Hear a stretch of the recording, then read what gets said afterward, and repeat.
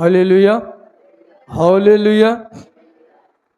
చూడండి, పరిశుద్ధ గ్రంథములో నుండి మనము దేవుని వాక్యాన్ని మనము ధ్యానం చేసుకుందాం.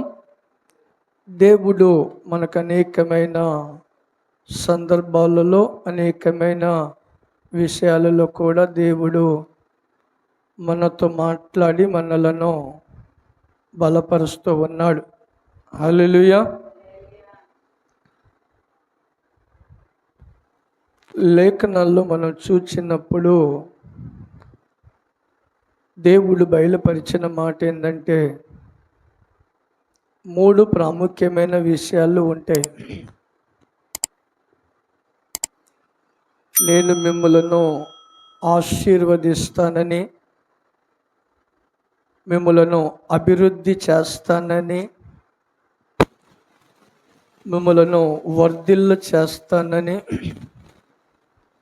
దేవుడు మన పక్షంగా చేసిన ఆ వాగ్దానాలు.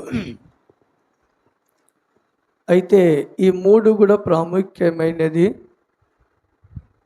ఇందులో ఉన్న సారాంశాలు ఏంటంటే,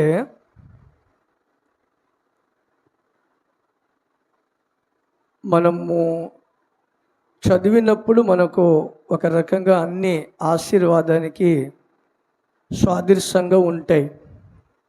కానీ అందులో 3 భావాలు ఉంటాయి. అభివృద్ధి వేరు, ఆశీర్వాదం వేరు, వర్ధిల్లటం వేరు. ఈ 3 రకాలుగా ఉంటాయి. ఈ 3 రకాలుగా ఉంటాయి. అయితే ఈ 3లో ఒక అంశాన్ని ఈరోజు మనము ధ్యానం చేసుకుందాం. నెక్స్ట్ వారంలో ఈ 3 గురించి వివరణ చేద్దాం. ఆశీర్వాదం అంటే ఏంటి, అభివృద్ధి అంటే ఏంటి, వర్ధిల్లడం అంటే ఏంటి అనే ఈ 3 విషయాలను నెక్స్ట్ వారంలో ధ్యానం చేసుకుందాం. అయితే ఈ వారంలో మనము ఒక అంశాన్ని ధ్యానం చేసుకుందాము. వర్ధిల్లటం. వర్ధిల్లటం ఏంటి, వర్ధిల్లడం ఎలా, వర్ధిల్లాలంటే ఏం చేయాలి? దేవుడు మనలను వర్ధిల్ల చేస్తానన్నాడు. అయితే ఎప్పుడు వర్ధిల్ల చేస్తాడు, ఎప్పుడు మనము వర్ధిల్లుతాము అనే భావాన్ని ఈరోజు మనము కొద్దిగా మనం ధ్యానం చేసుకున్నాం. యెహోషువ గ్రంథము 1వ అధ్యాయము 8వ వచనాన్ని మనం ఒకసారి చదువుకుందాం.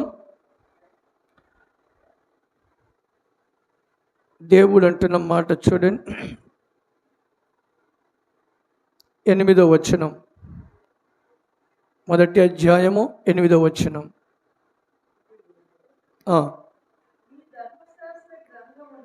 ఈ ధర్మశాస్త్ర గ్రంథమును నీవు బోధింపక తప్పిపోకూడదు. దానిలో వ్రాయబడిన వాటి అన్నిటి ప్రకారముగా చేయుటకు నీవు జాగ్రత్త పడినట్లు దీవారాత్రము దానిని ధ్యానించిన ఎడల నీ మార్గములను వర్ధిల్ల చేసుకొని చక్కగా ప్రవర్తించెదవు. హల్లెలూయా, హల్లెలూయా. చూడండి, ఇక్కడ వర్ధిల్లం అనే విషయాన్ని చెప్పాడు ఆయన. దేవుడు ఇక్కడ మాట్లాడుతున్న మాట చూడండి. నేను వర్ధిల్ల చేస్తానని ఉందా, వర్ధిల్ల చేసుకోమని ఉందా?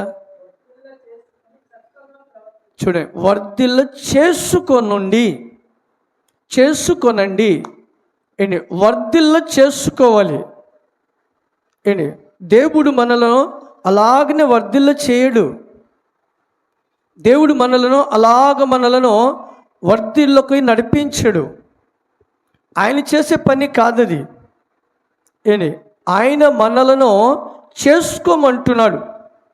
మనలను చేసుకోండి, మీరు వర్ధిల్ల చేసుకో అంటే, బైబిల్లో మనం చూచినప్పుడు ఒక వ్యక్తిని మనం ధ్యానించినప్పుడు తను ఎలా వర్ధిల్ల చేసుకున్నాడో మనము చూద్దాం. ఎలా తను వర్ధిల్ల చేసుకున్నాడో మనం చూద్దాం. మనం వర్ధిల్లటం అనేది ఎలా ఉంటే మనము వర్ధిల్లుతామో, ఏ పరిస్థితుల్లో ఉంటే మనము వర్ధిల్లగలుగుతామో, ఏంటి దేవుడు మనలను ఎలా వర్ధిల్ల చేస్తాడు, ఏంటి వర్ధిల్లండి అని ఆయన చెప్పాడు కదా. అయితే వర్ధిల్ల చేసేది దేవుడే చేస్తాడు. కాబట్టి కొన్ని పరిస్థితులను, కొన్ని సందర్భాలను, కొన్ని ఆ ఆలోచనలను బట్టి దేవుడు మనలను వర్ధిల్ల చేస్తాడు. హల్లెలూయా. ఇక్కడ మోషేను దేవుడు గొప్పగా వాడుకున్న తర్వాత మోషే దగ్గర ఎక్కువగా బలపడిన వ్యక్తి, అన్ని విషయాలలో ఆయన మోషేకి ఎలా ఉన్నాడు? పరిచారకుడుగా ఉన్నాడు. అంటే ఆయన పరిచారకుడు అంటే మోషేకి పరిచారకుడుగా కాదు, దేవుడికి కూడా పరిచారకుడై ఉన్నాడు. హల్లెలూయా. ఆయనకు అలాగూ ఉన్నప్పుడు అన్ని విషయాలు ఆయనను గమనించాడు. ఇప్పుడు దేవుని పరిస్థితులను, ఇశ్రాయేలు ప్రజల పరిస్థితులను, మోసే పరిస్థితులను, ఈ మూడింటిని గమనించిన వ్యక్తి ఈ యెహోషువ. ఆయనకి ఒకటి తెలుసు, ఒకటి తెలియదని అంటానికి లేదు. దేవుడు ఏ అద్భుతాలు చేస్తాడో అవన్నీ ఆయన కళ్ళారా చూశాడు. మోసే దేవుని యందు ఎలా ప్రవర్తించాడో అది కళ్ళారా చూశాడు. ఇశ్రాయేలు ప్రజలు ఎలా ప్రవర్తించారో అది కళ్ళారా చూశాడు. ఇవన్నీ చూసిన ఈ యెహోషువని పట్టుకొని దేవుడు అంటున్నాడు, ఇదిగో నీవు నీ మార్గములను వర్ధిల్ల చేసుకొని అంటున్నాడు అక్కడ. హల్లెలూయా. నీ మార్గంలోను నీ వర్ధిల్ల చేసుకొని చక్కగా ప్రవర్తించు, ఇప్పుడు చక్కగా ప్రవర్తించు అని ఆయనకి బయలుపరిచాడంటే ఆయన ఏమి తెలియని వ్యక్తి కాదు, అన్నీ ఎరిగిన వ్యక్తి. సమాజాన్ని వెరిగాడు, నాయకుడిని వెరిగాడు, దేవుని కార్యములను కూడా ఆయన ఎరిగిన వ్యక్తి. ఆయనకే దేవుడు ఈ మాట అంటున్నాడంటే ఒకసారి మనము దీన్ని చాలా గమనించవలసిన విషయం. నీవు వర్ధిల్ల చేసుకోను, నేను చేస్తానని చెప్పలే, నువ్వు చేసుకో, నువ్వు చేసుకుంటూ ఉంటే నేను దాన్ని చేస్తానంటున్నాడు ఆయన. అయితే బైబిల్లో ఒక వ్యక్తిని మనం గమనించినప్పుడు ఆయన కూడా ఆయన జీవితాలను గురించి తను వర్ధిల్ల చేయటానికి ఆయన ఏం చేసి ఉన్నాడు చూద్దాం. 2వ దినవృత్తాంత దినము 31వ అధ్యాయము 21వ వచనాన్ని చదువుకుందాం.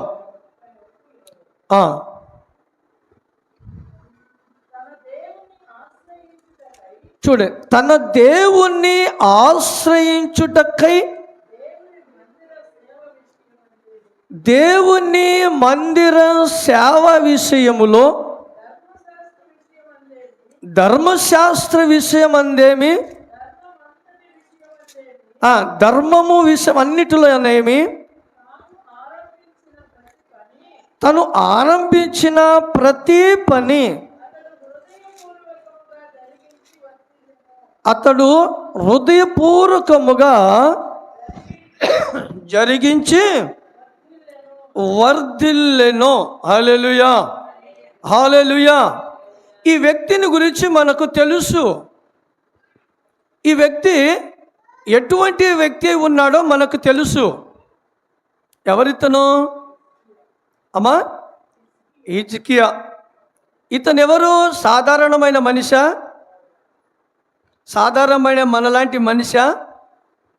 ఏం కలిగి ఉన్న మనిషి ఇతను అమ్మా? ఏం కలిగి ఉన్నాడు ఇతను? అది ఆశ్రయించడానికి వెళ్ళాడు. ఆయన ఏం కలిగి ఉన్నాడు? ఆయన ఒక రాజు అయి ఉన్నాడు. హల్లెలూయా. సాధారణమైన మనిషి కాదు. సాధారణమైన మనిషి కాదు. ఇతను రాజుగా ఉండి ఆయనకి ఎన్నో పనులు ఉండగా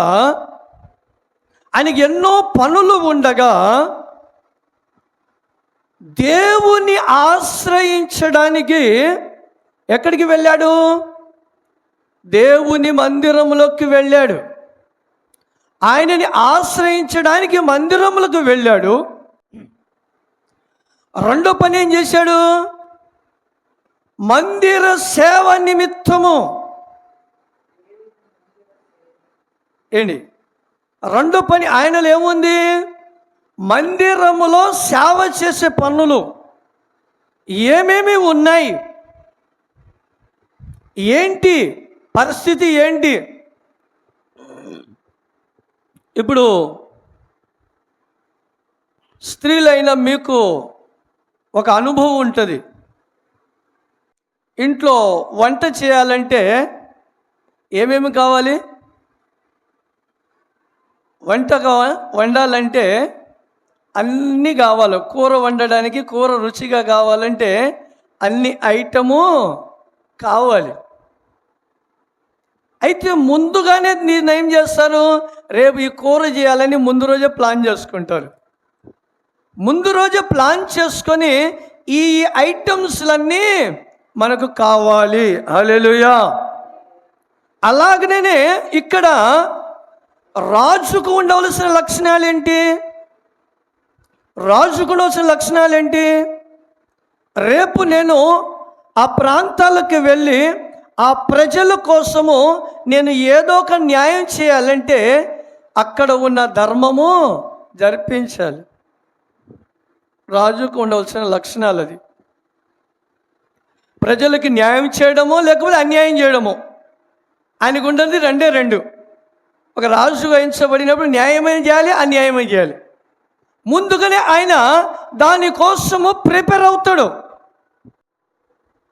అయితే ఇతను రాజుగా ఉండి ఏం చేస్తున్నాడు?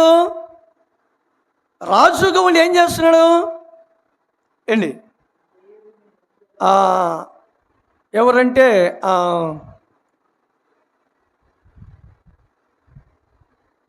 అదేంది మన యోనా కాలంలో నిన్నే పట్టణాన్ని దేవుడు నాశనము చేయాలనుకున్నప్పుడు రాజు సింహాసనములో లేడు. ఆయన రాజు సింహాసనములో లేడు.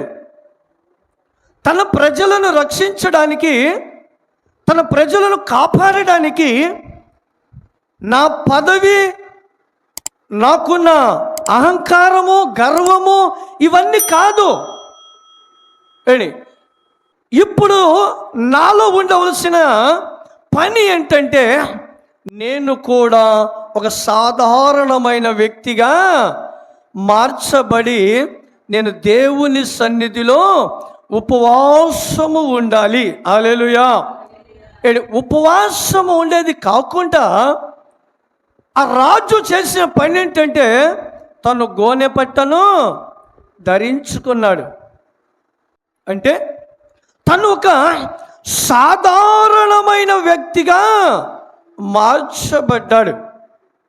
అలాగనే ఈ హిజ్కియా కూడా తను చేసిన పని ఏంటంటే నేను రాజు కాను, నేను ఇప్పుడు రాజుగా లేను, రాజు పదవి దేవుడు ఇచ్చి ఉన్నాడు. అయితే నా స్థిరత అంతా కూడా అందులో కాదు. నా స్థిరత అంతా కూడా అది ప్రాముఖ్యమైనది కాదు. దేవుడికి అసాధ్యమైనది ఏది లేదు. దేవుడు ఉన్నది లేనట్టుగా చేస్తాడు, లేనిది ఉన్నట్టుగా చేస్తాడు ఆయన. ఏంటి మనకు తెలుసు సందర్భాలు. అయితే ఈ హిజ్కియా గ్రహించాడు, నేను రాజునని నా పని పాటలలో నేను బిజీగా ఉండిపోతే మరి దేవుని పని ఎవరు చూస్తారు? దేవుడు నన్ను నిర్ణయించుకుంది, రాజుగా చేసింది ఎందుకో తెలుసా? ఆయన నామానికి ఘనత రావటానికి. దేవుడు నన్ను రాజుగా ఎందుకు చేశాడు? దేవుడికి మహిమ రావటానికి. అయితే ఇదే మహిమ నా ద్వారాగా దేవుడికి రాకపోతే సౌలుని పక్కనే నెట్టేసేసి దావీదును లేపుకున్నట్లుగా ఆయన మరొకరిని లేపుకుంటాడు. హల్లెలూయా! మరొకడిని లేపుకుంటాడు ఏంటి. అందుకనే నా రాజు పదవి నాకు ప్రాముఖ్యమైనది కాదు, నేను నా దేవుని సేవించడము ప్రాముఖ్యమైనది. హల్లెలూయా! హల్లెలూయా! మనం చిన్న చిన్న పనుల విషయములో, చిన్న చిన్న వాటిలలో మనము దేవుని ఆశీర్వాదాన్ని కోల్పోతూ ఉంటాం. దేవుని ఆశీర్వాదము ఎందుకు కోల్పోతున్నామని అర్థం చేసుకోలేకపోతున్నారు. దేవుని ఆశీర్వాదము ఎందుకు పొందలేకపోతున్నామని అర్థం చేసుకోలేకపోతున్నారు. లేఖనాలు మనకు బయలుపరుస్తున్నాయి, దేవుడు తెలియపరుస్తూ ఉన్నాడు. అందుకనే ఇక్కడ యెహోషువతో మాట్లాడాడు, చక్కగా ప్రవర్తించుము అన్నాడు. నీ మార్గములను వర్ధిల్ల నువ్వు చేసుకో. వర్ధిల్లను చేసుకో అంటే, వర్ధిల్ల చేసుకోవాలంటే ఎలా వర్ధిల్లుతూ ఉంటుంది? ఎలా వర్ధిల్లుతూ ఉంటుంది? మొదటి పాయింట్ ఈ హిజ్కియాలో చూడవచ్చు, తన దేవుణ్ణి ఆశ్రయించుటకు అన్నాడు. అంటే దేవుణ్ణి ఆశ్రయిస్తూ ఉన్నాడు. హల్లెలూయా! పని పాటలు కాదు ఆయనకి ఎక్కువగా, పని ఎక్కువగా కాదు ఆయనకి, దేవుని పని ఎక్కువ అవసరము. హల్లెలూయా! రెండో పాయింట్ చూస్తున్నాడు చూడండి, దేవుని మందిరంలో ఉన్న సేవ విషయంలో అంట. చూడండి, సేవ విషయంలో ఏం చేస్తూ ఉన్నాడు ఆయన? ఏం చేస్తూ ఉన్నాడు చూడండి. దేవుని మందిరంలో సేవ చేసే విషయంలో ఆయన అన్ని పనులు చేస్తూ ఉన్నాడు. హల్లెలూయా! అన్ని పనులలో ఆయన ముందుకు సాగుతూ ఉన్నాడు. మూడో విషయం ఏం చేస్తున్నాడు ఆయన? ధర్మశాస్త్రమును ఏం చేస్తున్నాడు ఆయన? ధర్మం అన్నిటిలలో కూడా తాను ఏం చేస్తూ ఉన్నాడు? ఆరంభించిన ప్రతి పనిని అతడు హృదయపూర్వకంగా చేస్తున్నాడు. హల్లెలూయా! హల్లెలూయా! ప్రారంభము చేసిన తను పనిని తను హృదయపూర్వకంగా చేస్తూ ఉన్నాడు. హృదయపూర్వకంగా చేస్తూ ఉన్నాడు. దేవునిలో అతను రాజుగా ఉండి అంతగా దేవుని పని చేయటానికి ఆయన ఎంతగా ప్రయాసపడ్డాడో చూడండి. కొంతమంది రాజులు ఉన్నారు బైబిల్లో, అందరూ రాజులు వర్ధిల్లలా, అందరు రాజులు వర్ధిల్లా. కొంతమంది రాజులు నరకానికి వెళ్ళారు, కొంతమంది రాజులు వారిని మనం ధ్యానిస్తూ ఉన్నాం. ఇలాగ మనం చెప్పుకుంటే దావీదు మహారాజు కూడా రాజే. అతను దేవునికి రోజుకు వచ్చేసి 3 సార్లు ప్రార్థన చేసేవాడు, 7 సార్లు దేవుణ్ణి స్తుతించేవాడు. ఆయన రాజే ఏంటి, రాజు పని చేయకుండా ఏంటి, దేవుణ్ణి పని చేయకుండా రాజు తన సొంత పని చేయడానికి ప్రయత్నించిన రాజులు అందరూ కూడా ఈరోజు వాళ్ళు అగ్నిగుండంలో కాలుతూ ఉన్నారు. సౌలును దేవుడు తన పని చెప్పాడు. సౌలును దేవుడు తన పని చెప్పాడు, నువ్వు వెళ్ళి అమాలేకీయులందరినీ కూడా చంపేసి రమ్మన్నాడు. ఆయన కూడా మొదటి రాజు. ఏం చేశాడు సౌలు? ఏం చేశాడు? సౌలు చేసిన పని ఏంటి అమ్మా? కొరవిన వాటిని ఏంటి ఏం చేశాడు ఆయన? దాచుకున్నాడు. ఎందుకు దాచుకున్నాడు? ఎందుకు దాచుకున్నాడు ఆయన అమ్మా? ఆయన చెప్పాడు, కానీ దేవుడు నమ్మడు కదా అసలు విషయము. ఏంటి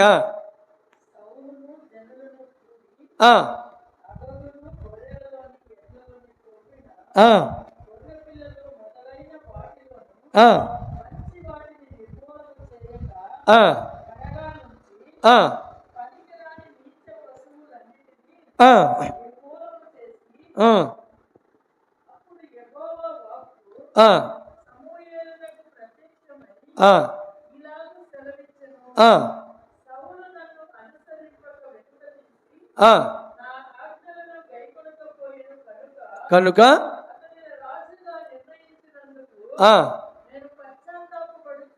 నేను పశ్చాత్తాపపడుచున్నాను అన్నాడు. ఎందుకు పశ్చాత్తాపడు? ఆయన దేవుని కోసం బలి ఇవ్వటానికి అన్నాడు కదా, దాచిపెట్టింది బలి కోసమే అన్నాడు కదా. ఏంటి, దేవుడికి బలి ఇవ్వటానికి లేవా?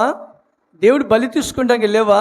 మరొక చోట అంటాడు కదా ఆయన, ఏంటి 1000 కొండల మీద ఉన్న పొట్టేళ్ళు, ఏంటి పక్షులు, జంతువులు అవన్నీ కూడా నావే. నువ్వు నాకు బలి ఇచ్చేదేంది? నువ్వు నాకు బలి ఇచ్చేదేంది? అక్కడ ఉన్న మాట అది. ఏంటి, ఆయన కోరింది ఆయన ఇచ్చే బలులు కాదు, దేవుని మాట వినటము. హల్లెలూయా. అతనులో ఉన్న విషయం ఏంటంటే అవన్నీ కూడా శ్రేష్టమైనవి ఆయన కోసం దాచిపెట్టుకున్నాడు. హల్లెలూయా, హల్లెలూయా. తన కోసము దాచిపెట్టుకున్నాడు, తన కోసము తీసుకొచ్చాడు. తను ఓ గొప్ప ప్రయోజకుడు అవ్వాలని దానిని ఎంచుకున్నాడు. ఏంటి, ఎంచుకున్నాడు. అందుకనే దేవుడు ఆయనను నేను చెప్పినట్లు చేయక తన ఇష్టానుసారంగా చేశాడు కాబట్టి అతనిని వెలివేసేసాడు. హల్లెలూయా. ఎక్కువ ప్రాధాన్యత ఎవరికి? దేవుడికి ఇవ్వవలసిన ప్రాధాన్యత తను ఇవ్వక తన సొంత ప్రయత్నం చేశాడు, తన సొంత ఆలోచించాడు. ఎక్కువగా సంపాదించుకోవాలనుకున్నాడు. ఏంటి, ఎక్కువగా సంపాదించుకోవాలనుకున్నాడు. ఈ రోజులలో చూడండి, ఎక్కడెక్కడ రాజకీయ నాయకుడు పదవిలో ఉన్నప్పుడు ప్రశాంతంగా ఉంటారు, పదవి పోయిన తర్వాత జైల్లో ఉంటున్నారు. ఏంటి కారణం? ఏంది? అత్యాశతో సంపాదించుకుంటున్నారు. అత్యాశతో సంపాదించుకున్నారు కాబట్టి చెరసాలలకు వెళ్తూ ఉన్నారు, శిక్షలోకి వెళుతూ ఉన్నారు. మనము కూడా ఏంటి అవసరమైన వాటి కోసము ప్రయాసపడకుండా అవసరము లేని వాటికి ఎక్కువగా ప్రాధాన్యత ఇస్తూ ఉంటాం, ఎక్కువగా ప్రాధాన్యత ఇస్తూ ఉంటాం. అందుకనే ఆ పదవిలో నుండి దేవుడు వారిని దూరపరిచేస్తాడు. హల్లెలూయా. అందుకనే యెహోషువకు 3 విషయాలు చెప్పాడు. జాగ్రత్త అన్నాడు, నువ్వు జాగ్రత్త అన్నాడు. మనము జాగ్రత్త పడాలి, మనము వర్ధిల్ల చేసుకోవాలి. అందుకనే హిజ్కియా జాగ్రత్తగా ఆయన సన్నిధిలోకి వెళ్ళాడు. ఆయన సన్నిధికి వెళ్ళాడు. సేవ పరిచర్య మందిరములో ఏమేమి కావాలో అవన్నీ కూడా తను ఎంచుకున్నాడు. ఏంటి మూడోది, అది చేయటానికి కూడా హృదయపూర్వకముగా చేశాడు. హల్లెలూయా. అది ఎప్పుడైతే ఈ 3 పనులు చేశాడో, హిజ్కియా ఈ 3 పనులు ఎప్పుడైతే చేశాడో అప్పుడు దేవుడు అతను ఏం చేశాడు? వర్ధిల్ల చేశాడు. హల్లెలూయా. అతనిని వర్ధిల్ల చేశాడు. దేవుడు వర్ధిల్ల చేసేటప్పుడు కూడా మనం కొన్ని సందర్భాలలో కొన్ని విషయాలలో మనము గ్రహించలేము. మనం ఎందుకు వర్ధిల్లలేకపోతున్నామో, మనం ఎందుకు దేవుని ఆశీర్వాదాన్ని మనము పొందలేకపోతున్నాం. అందుకనే హిజ్కియా కూడా ఇదే పని చేశాడు. అందుకనే అపోస్తలుడైన పౌలు గారు కూడా ఓ చక్కనే మాట అంటాడు. అపోస్తలుడైన పౌలు గారు ఓ చక్కనే మాట అంటాడు. 1 కొరింథీ రాసిన పత్రికలో 15వ అధ్యాయము 58వ వచనం చదివితే మనము చూడండి, ఇక్కడ ఆ మందిరములో ఉన్న సేవ చేసే విషయముల గురించి ఆయన చెబుతూ ఉన్నాడు. చూడండి, మందిరంలో వెళ్ళే విషయముల గురించి అంటున్నాడండి. ఆయన వర్ధిల్లటానికి ఈ 3 విషయాలను కలిపి ఇక్కడ ఆయన చెబుతున్న మాట అండి. 1 కొరింథీ రాసిన పత్రిక 15వ అధ్యాయం 58వ వచనం. కాగా చూడండి, కాగా నా ప్రియ సహోదరులారా, మీ ప్రయాసము ప్రభువునందు వ్యర్థము కాదని మీరు ఎరిగి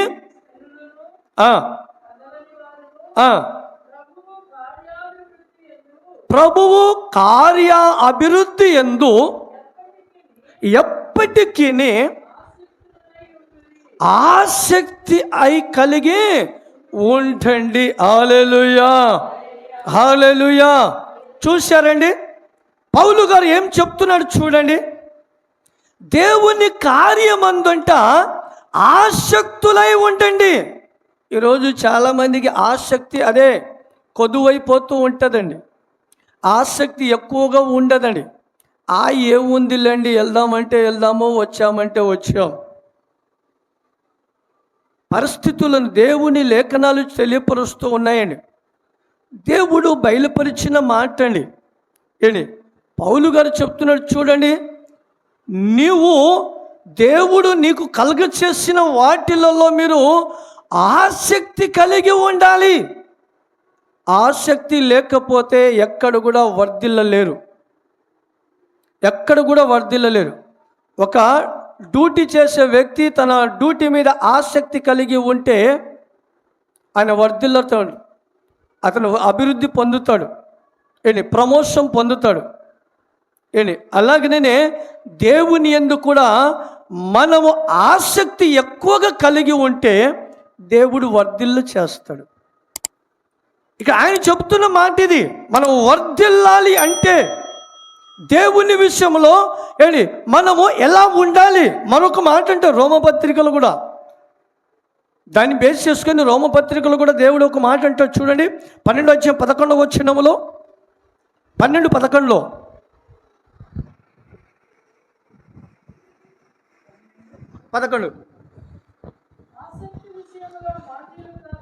చూడండి, ఆసక్తి విషయములో మాంద్యులు కాక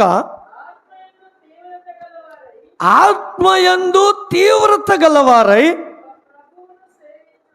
ప్రభువును సేవించండి. హల్లెలూయా. ప్రభును సేవించండి.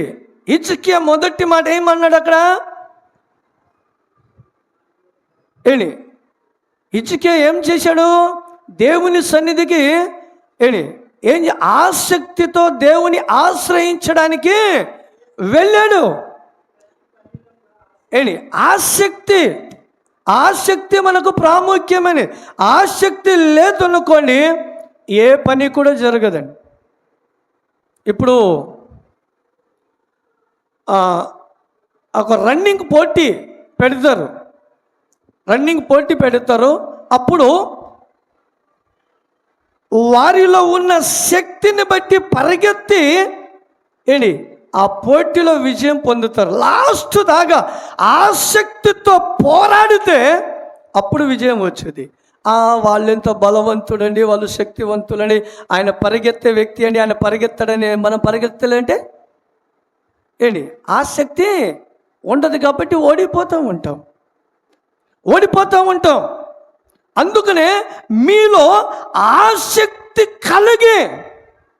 ఆసక్తి కలిగి మీరు దేవునిలో మీరు ఉంటే దేవుడు గొప్ప కార్యం చేస్తాడండి.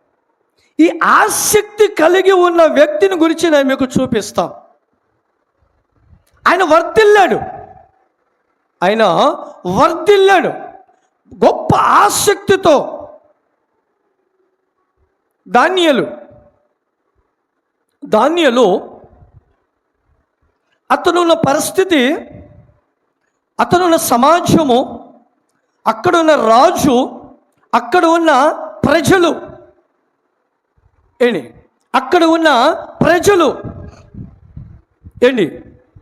ఎటువంటి వారై ఉన్నారు? రాజు ఎటువంటి రాజు ఉన్నాడు? ప్రజలు ఎటువంటి ప్రజలే ఉన్నారు? సమాజము ఎంత భయంకరంగా ఉందండి. దేవుణ్ణి ఎక్కడ కూడా ప్రార్థన చేయకూడదు.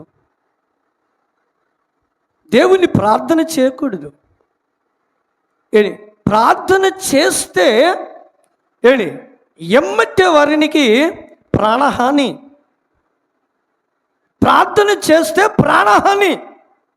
శాసనాన్ని నియమించాడు రాజు ఆజ్ఞను కొట్టివేయడానికి ఎవరి వల్ల కాదు, ఎవరి వల్ల కూడా కాదు. అటువంటి పరిస్థితులలో కూడా ఆ పరిస్థితులలో ఆయన వెళ్ళి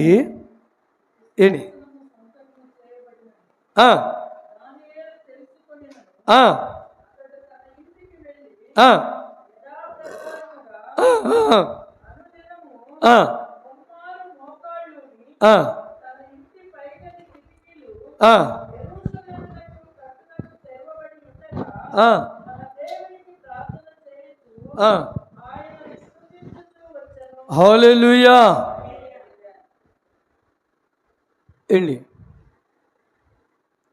ఎటువంటి భయంకరమైన పరిస్థితితో చూడండి. ప్రాణహాని జరిగే పరిస్థితుల్లో కరోనా వచ్చినప్పుడు అన్ని మందిరాలు ఆగిపోయాయి. దేవునికి స్తోత్రం. కానీ మనం మాత్రము ఆరాధించడం ఏ వారం కూడా బ్రేక్ అవ్వలేదండి. ఏ వారము బ్రేక్ అవ్వాలా? దేవుని కృప అది. హల్లెలూయా. ఇంకొక విషయం చెప్పిన, కరోనా ఉన్న వారి పైన నేను చేతులుంచి ప్రార్థన చేశా. ఆ టైంలలో మీకు ఏమైనా తెలిస్తే ప్రార్థనకి మీరు రారని ఎవరిని చెప్పలా నేను. ఇది అబద్ధమని మీరు అనుకుంటే మీకు దగ్గర ఉన్న సాక్ష్యము 8వ బ్లాకులో సుమతి వాళ్ళు ఉండేవాళ్ళు కదా, ఆయనకి కరోనా వచ్చిందిగా, ఆయన మీద చేతులుంచి 3-4 సార్లు ప్రార్థన చేశాను నేను.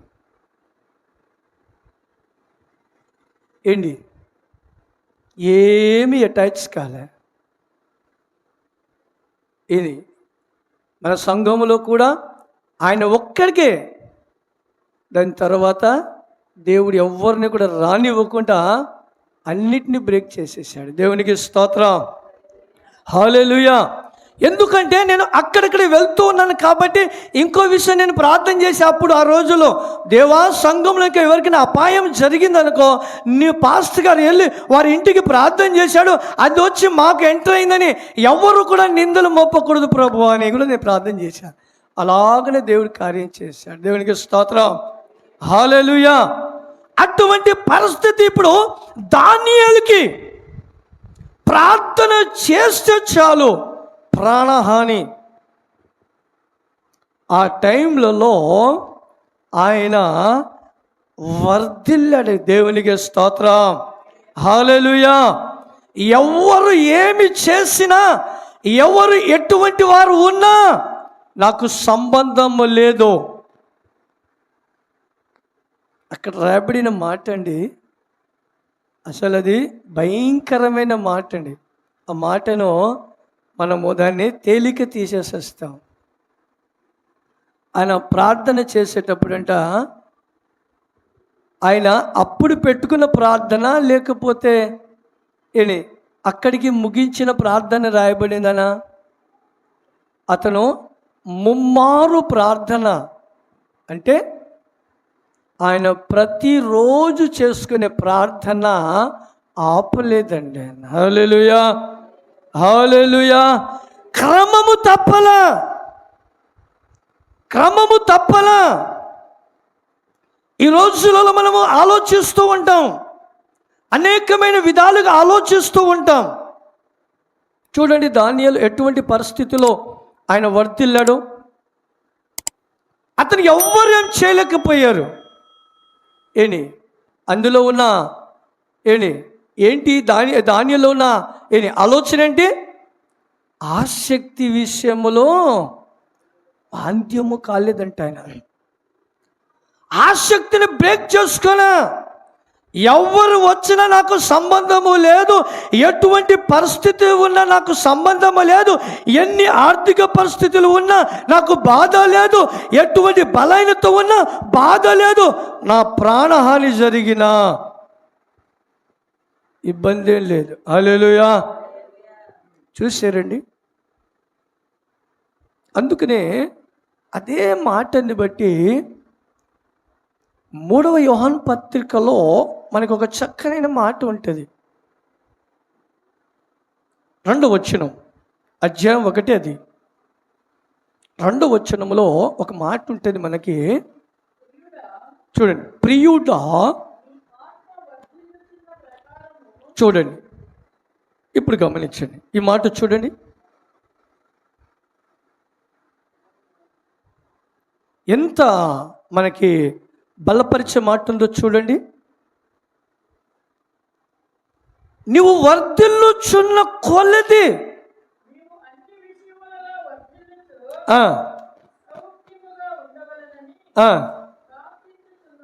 హల్లెలూయా. చూశారండి, ఆయన వర్ధిల్లటానికి చూడండి, ఎప్పుడు ఆత్మలో వర్ధిల్లుచున్న కొలది. మనం ఆత్మలో వర్ధిల్లేటప్పుడు కొన్ని సందర్భాలలో దేవుని ఆశీర్వాదం వచ్చేటప్పుడు, దేవుని శక్తి మనకు ఆవరించినప్పుడు, దుష్టుడు కూడా కొన్ని పరిస్థితులలో మనలో బలహీనపరచడానికి ప్రయత్నం చేస్తుంటాడు, బలహీనపరచడానికి ప్రయత్నం చేస్తూ ఉంటాడు. ఎందుకంటే దుష్టుడికి ఉన్న ఆలోచన అదే, మనలను దేవుని ఆశీర్వాదాన్ని పొందనీయకుండా చేయాలి. ఆయన ఆశీర్వాదాన్ని ఇస్తాడు. ఆయన అపవాది ఆయన ఆశీర్వాదాన్ని ఇస్తాడు. ఆయన ఆశీర్వాదం ఎంతవరకు ఉంటుంది? అపవాది ఆశీర్వాదం ఎంతవరకు ఉంటుంది? ఈ కొంతవరకు మాత్రమే. దేవుని ఆశీర్వాదము నిత్య జీవ రాజ్యానికి చేర్చిద్దండి. అందుకనే దుష్టుని ఆలోచన ఏంటంటే, ఆయన ప్లేస్లో మనం వెళ్తున్నాం. హల్లెలూయా. ఆయన ప్లేస్లో మనం వెళ్తున్నాం. ఏ ప్లేస్లలో వెళ్తున్నాం మనం? పరలోకములో అది ఉన్న ప్లేస్లలో మనం వెళ్తున్నాం అక్కడికి. అందుకని దాని ఆలోచన ఏంది? నేను ఆ ప్లేస్ని విడిచిపెట్టేశాను, నన్ను ఆ ప్లేస్ దూరం చేశారు, నాకు ఆ ప్లేసు ఆయన దూరం చేశాడు కాబట్టి ఆయన ఏర్పరచుకున్న పిల్లలను కూడా ఆ ప్లేస్కి నేను వెళ్ళనివ్వను. హల్లెలూయా. ఆ ప్లేస్కి నేను వెళ్ళనివ్వని ఆలోచన చేత తను మనుషులను ఎలా భ్రమపరచాలో అలా భ్రమపరుస్తూ ఉంటుంది, మనుషులను ఎలా ఆకర్షించాలో అలా ఆకర్షిస్తూ ఉంటుంది. కనుక మనము గ్రహించాలి ఏంటి, ఇది ఈ భూమి మీద మనకు శాశ్వతమైనది కాదు, మనది పరలోకము. కాబట్టి పరలోక రాజ్యానికి మనం చేర్చబడడానికి ఏం చేయాలి? ఎక్కడ వర్ధిల్లాలి? సమాజంలో వర్ధిల్లుతూ ఉంటే నరకానికి వెళ్ళటమో తప్పదు. బైబిల్ మనకి చెబుతుంది ఏంటి, ఆత్మలో వర్ధిల్లుతూ ఉన్నామనుకోండి, ఖచ్చితంగా మనము పరలోక రాజ్యంలో ఉంటాం. హల్లెలూయా, పరలోక రాజ్యంలో ఉంటాము. అయితే మనకు పరలోక రాజ్యం కోసమే మనము ఇవన్నీ ఆరాటపడుతూ ఉన్నాం, అంతనో మనం ప్రయాసపడుతూ ఉన్నాం.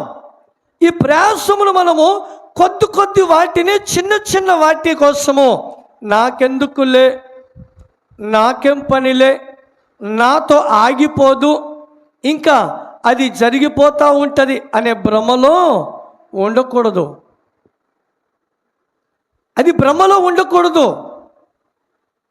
దేవుని ప్రణాళిక ఇశ్రాయేలు ప్రజలను ఐగుప్తులో నుంచి బయటికి తీసుకురావాలి. నాతో ఈ పని ఆగిపోదులే, నాకేం పని అనుకోకూడదు.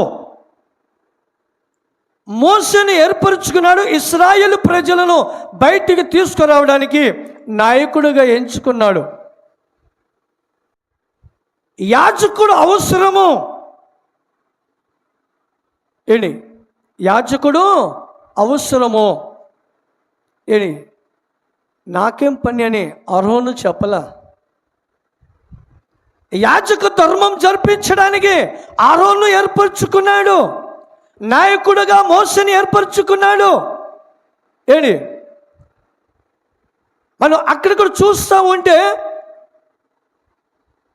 దావీదు లాంటి వారు, హిజ్కియా లాంటి వాళ్ళు ఏంటి నాయకులు ఉన్నారు. అప్పుడు ప్రవక్తలు అవసరం లేదు ఏంటి, వీళ్ళే జరుపుకోవచ్చు కార్యాలు. కానీ దేవుడు ప్రవక్తలను ఉంచాడు, రాజులను ఉంచాడు. హల్లెలూయా, ఏంటి వారితో పాటు నాయకులను కూడా ఉంచాడు. ఏంటి, అందుకనే మనము గ్రహించవలసిన విషయము, దేవుడు మనకు ఆయన ఏ పాత్రలో ఉంచాడు. హల్లెలూయా, దేవుడు తన పని కోసము మనకు ఏ పాత్రలో ఉంచాడో, ఈ పాత్రలో మన పాత్ర ఎటువంటిది, మనకున్న ఆసక్తి ఎటువంటిది ఏంటి. అక్కడ యెహోషువకే దేవుడు ఇశ్రాయేలు ప్రజలను నడిపించడానికి యెహోషువ అవసరం లేదు. యెహోషువతో పాటు కూడా కొంతమంది నాయకులు కూడా ఉన్నారు. యెహోషువ ఒక్కడే కాదు ఏంటి. అయితే యెహోషువని ఎందుకు ఎంచుకున్నాడు? ఆయన ప్రణాళిక అది, ఆయన ఉద్దేశం అది ఏంటి. ఏలియాని దేవుడు, ఏలియా అలసిపోయాడు,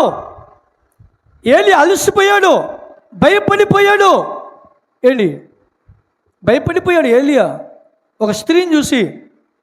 అప్పుడు ఏలియా తీసుకెళ్ళి ఇదిగో ఎలీషా దగ్గరికి పంపించాడు. లేరా నాయకులు, రాజులు ఇంకా లేరా, జ్ఞానవంతులు లేరా? ఆయన ఏం చేసేవాడు? ఎలీషా పొలం పని, వ్యవసాయం చేసేవాడు. వ్యవసాయం చేస్తున్న వ్యక్తి అతను దగ్గరికి వెళ్ళి రాయా అంటే ఎలీషానేనా గొప్పవాడు కనిపించాడు? దేవుని ప్రణాళిక ఉంటుంది, దేవుని ఉద్దేశం ఉంటుంది. ఇది ఎవరి త్వరగా జరగాలి, ఎప్పుడు జరగాలి, ఎలా జరగాలి ఎలా జరగాలి, ఆ క్రమము చొప్పున వెళ్ళాలి. ఆ క్రమం చొప్పున వెళితే అప్పుడు దేవుడు వారిని వర్ధిల్ల చేస్తాడు. హల్లెలూయా, హల్లెలూయా.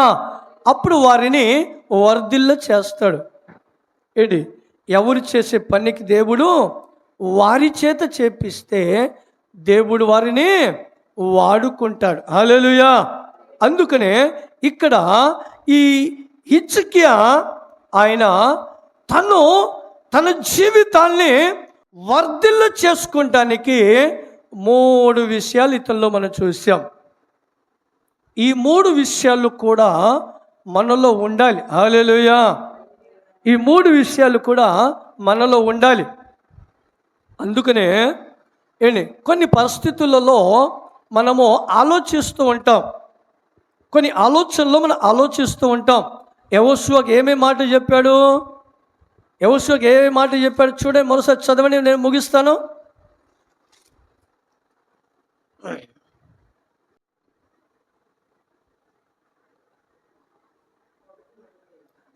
8వ వచనం కాడి నుంచి చూడండి. ఇప్పుడు ఈ ధర్మశాస్త్ర గ్రంథమును నీవు బోధింపక తప్పిపోకూడదు,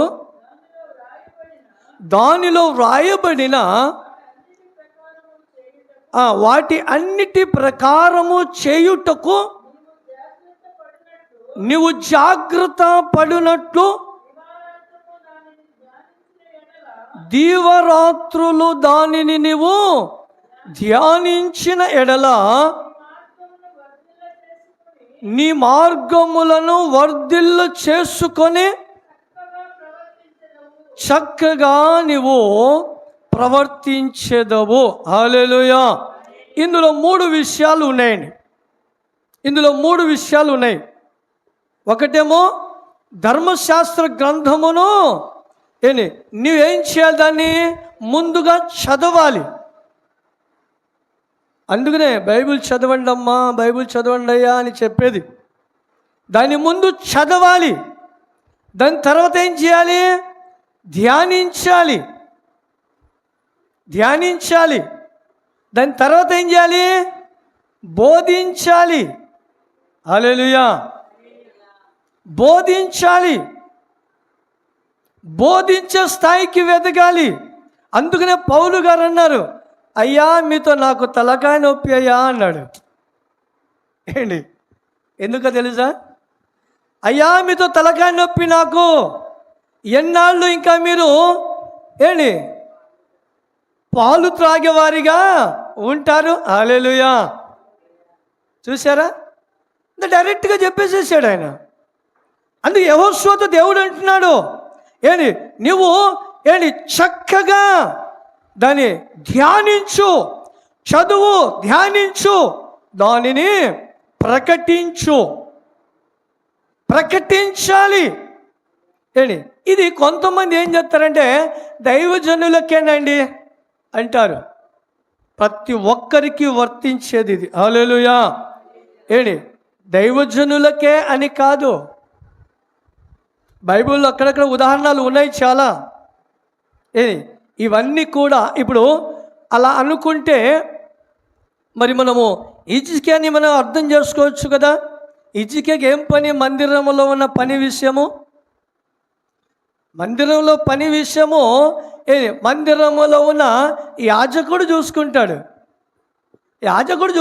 ఆయనకేం పని? అందుకనే కొంతమంది ఆలోచిస్తారు కదా, దైవజనుల పని అండి. అది దైవజనుల పని కాదండి. ఇది మన అందరికీ కూడా వర్తించే మాట ఇది. మనము ముందు ఏం చేయాలి, దేవుని పరిశుద్ధ గ్రంథాన్ని చదవాలి. చదివిన తర్వాత దాన్ని ధ్యానించి దానిని ప్రకటించాలి. ప్రకటించేటప్పుడంట ఆ ప్రకటన వినేవాళ్ళు ఉన్నారు, వినరండి అంటారు. బైబిల్లోనే ఉంది. ఇర్మియా గ్రంథం 6వ అధ్యాయం 10వ వచనం మనం చదివితే చూడండి. ఇక్కడ ఇర్మియా గ్రంథము 6వ అధ్యాయం 10వ వచనములో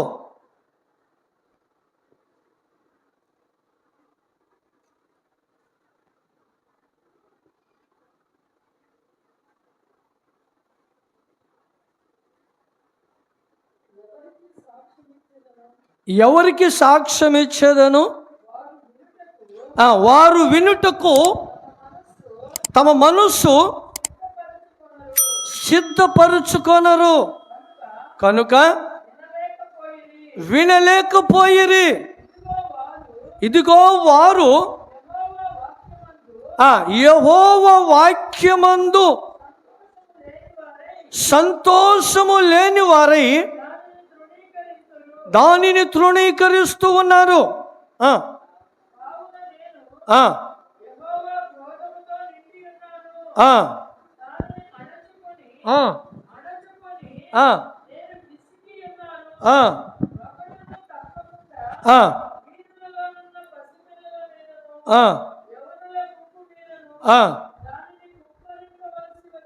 హల్లెలూయా.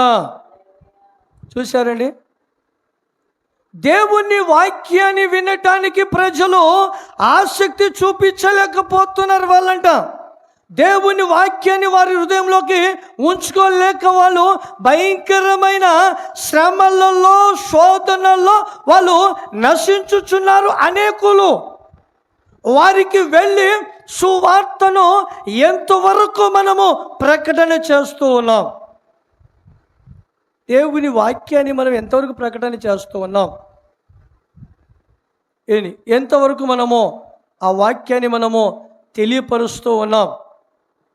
మరొక సందర్భంలోకి వెళితే అక్కడ కూడా ఉన్న మాట ఏంటంటే, మనము ప్రకటింపలేని ఎడల వినేవాళ్ళు కూడా ఎవరు ఉండరు. హల్లెలూయా. ప్రకటన చేయకపోతే వినేవాళ్ళు ఉండరు, ప్రకటన చేస్తున్న వాళ్ళు వింటారు. మన నోటి మాటలను కూడా వాళ్ళు అంగీకరిస్తూ ఉంటారు. అందుకనే యేసు ప్రభువుని గురించి రాయబడిన మాట, ఆయన పలికిన మాట చూడండి. 9వ అధ్యాయం, యోహాను సువార్త 9వ అధ్యాయం 4వ వచనం మనం చదివితే,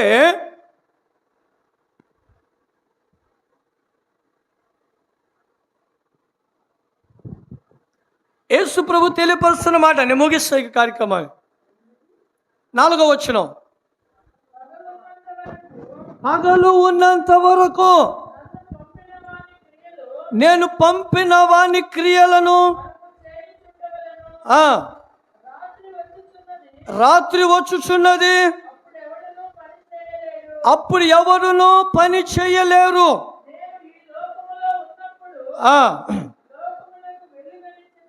హల్లెలూయా. నేను లోకమునకు వెలుగని చెప్పాను. వెలుగులో ఉన్నప్పుడే, ఆయన శక్తిలో ఉన్నప్పుడే, ఆయన కృపలో ఉన్నప్పుడే మనము ఏమైనా చేయగలుగుతామో, ఏమని సాక్ష్యం ఇచ్చేదమో అంటున్నాడు. ఏమని సాక్ష్యం ఇచ్చే? యవ్వన కాలంలో ఉన్నప్పుడు దేవుడు మనకిచ్చిన వెలుగును బట్టి, ఆయన వెలుగులో ఉన్నప్పుడే ఆయన మాటలను నేను ప్రకటన చేసేదను అన్నాడు. మరొక సందర్భంలో ప్రభు అంటాడు, ఇదిగో నేను నా తండ్రి పని మీద మాత్రమే ఉన్నానంటాడు. ఎవరి పని మీద ఉన్నాడనా? తండ్రి పని మీద. మనకెవరున్నాడు తండ్రి? మన తండ్రి ఎవరు? ఆయన పని మీద ఎంతవరకు ఉన్నాము? యేసు ప్రభుని ఉదాహరణ చేసుకుంటే, ఆయన మనలను మాదిరి చూపించడానికి వచ్చాడు. ఆయన ఒక దేవునిగా నేను మీ పక్షంగా అనేకమైన కార్యం చేస్తానని చెప్పి రాలా. ఆయన వచ్చిందే దేవుని ప్రేమ చూపించడానికి, మాదిరి చూపించడానికి, మనలను ఇలా జీవించమని చెప్పడానికి ఆయన వచ్చాడు. అలా ఆయన మీరు ఇలా జీవించమని చెప్పడానికి వచ్చాడు. ఆయన అంటున్నాడు, నేను నా తండ్రి పని కోసము వచ్చి ఉన్నాను. హల్లెలూయా. మరి మనం ఎవరి పని మీద ఉన్నాం? మనం ఎవరి పని కోసం ఉన్నామో ఆయన మన అన్నిటినీ కూడా ఎరిగిన దేవుడై ఉన్నాడు. హల్లెలూయా. హల్లెలూయా. వర్ధిల్లటము. ఎక్కడ వర్ధిల్లాలి? మనం ఎక్కడ వర్ధిల్లాలి? ఎలా వర్ధిల్లాలి? ఎలా ఉంటే మనము వర్ధిల్లుతాం? ఏంటి ఎలా ఉంటే మనం వర్ధిల్లగలుగుతాం అనే 3 విషయాలు మనము ఈరోజు ధ్యానం చేశాం. ఏంటి 3 విషయాలు? ఒకటేమో ఆయన సన్నిధిలో ఆయనను ఆశ్రయించడానికి వెళ్ళాలి. రెండోది ఆయన పని చేయాలి. మూడోది హృదయపూర్వకంగా చేయాలి. హల్లెలూయా. హృదయపూర్వకంగా చేయాలి.